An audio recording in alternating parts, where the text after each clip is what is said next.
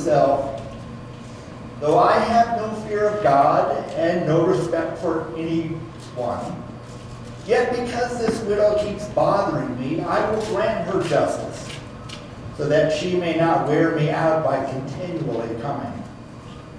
And the Lord said, "Listen to what the unjust judge says. And will not God grant justice to his chosen ones, who cry to him day and night? Will he delay long in helping them? I tell you, he will quickly grant justice to them. And yet, when the Son of Man comes, will he find faith on earth?" This is the word of God for the people of God. Thanks be to God. When we think about prayer, what comes to mind? For some, it is thanking God, as we said last week, thanking God for yes, or that. Sometimes it's, "Oh God, help me." Sometimes we ask God, "Help me find my car key. Help me pass this test.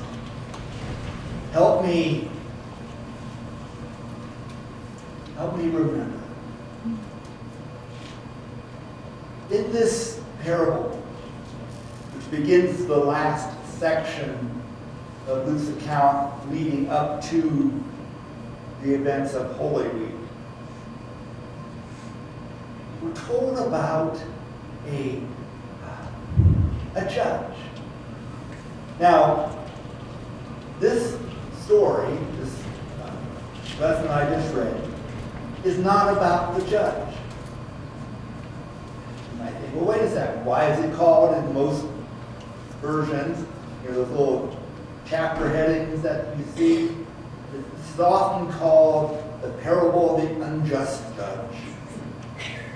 Because oftentimes, or frequently, we can find examples in the scriptures of somebody who, well, wasn't that nice a person, maybe flawed in one way or another, that is held up as an example for us.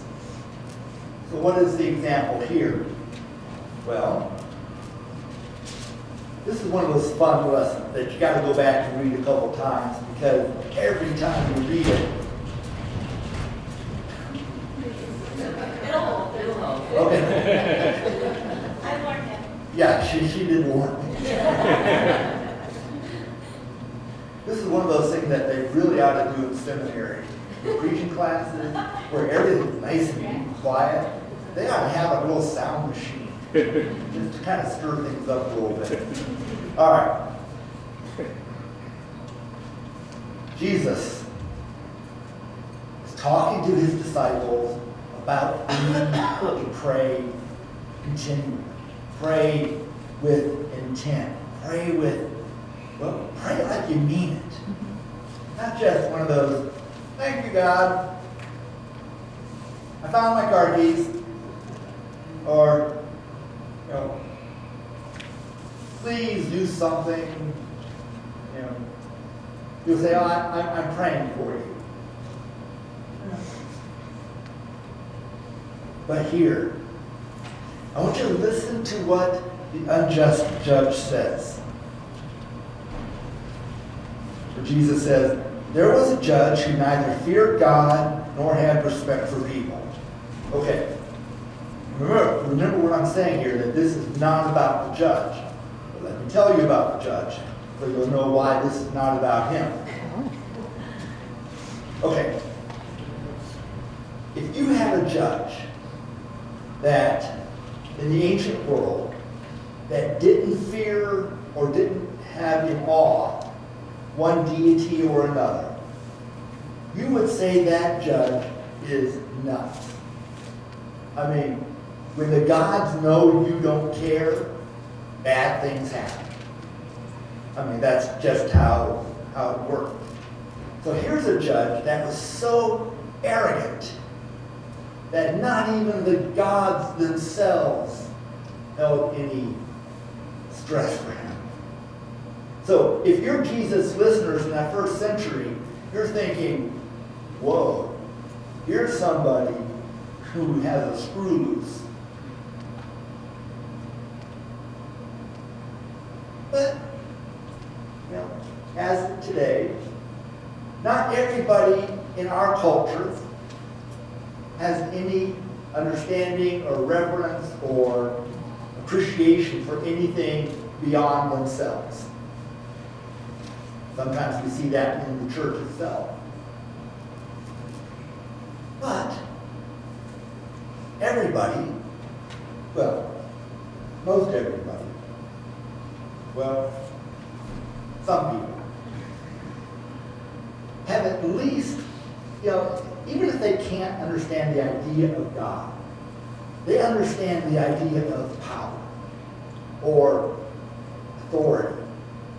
I mean, most people, like when you're driving down the highway, just the other day, we were coming back from Longmont, and we passed by, I think it was a state trooper, had somebody pulled over. And right away, without even saying anything, Belinda slows down. Now, she was only going 1 mile below the speed limit as it was. But just in case, she slowed down. So she had an awareness of the authority of the trooper to stop her, make her do something. So she had respect. But here's a judge who was put in power by the emperor. So if he didn't fear the deity, he should have at least had the common sense to fear the emperor. In the Roman world, the emperor did have the authority of life and death by snapping his fingers. But remember, this isn't about the judge. Who else could it be about? The widow. Some translations will say this is the parable of Persistent widow. The widow and the unjust judge. the widow and the unjust judge. I think I heard somebody over here say the persistent widow. Years ago, I don't know if they still make them, but there was a series of motivational posters. I think their company was called Successories. Mm-hmm. Things like duty and honor and teamwork. Oops. My favorite, the one I had in my office in Cornwall, said it was about persistence. And it said, in the contest between the rock and the water always wins. Not through strength, but through persistence. Here's a widow. And nothing. Had no standing in her community. Had nothing that the judge should have respected or cared about. So you have the widow, represented by the water, and you had the judge, who seemingly was strong and powerful, coming together. And you have a change. She wears him down. But this isn't about the widow either. Yes, I can see your shocked expression.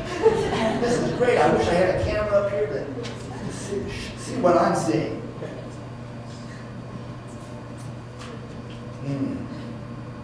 The Lord says, will not God grant justice to the chosen who cry day and night?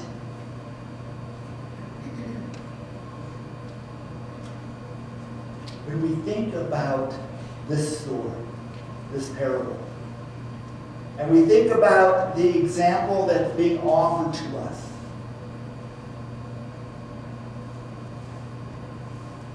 we think,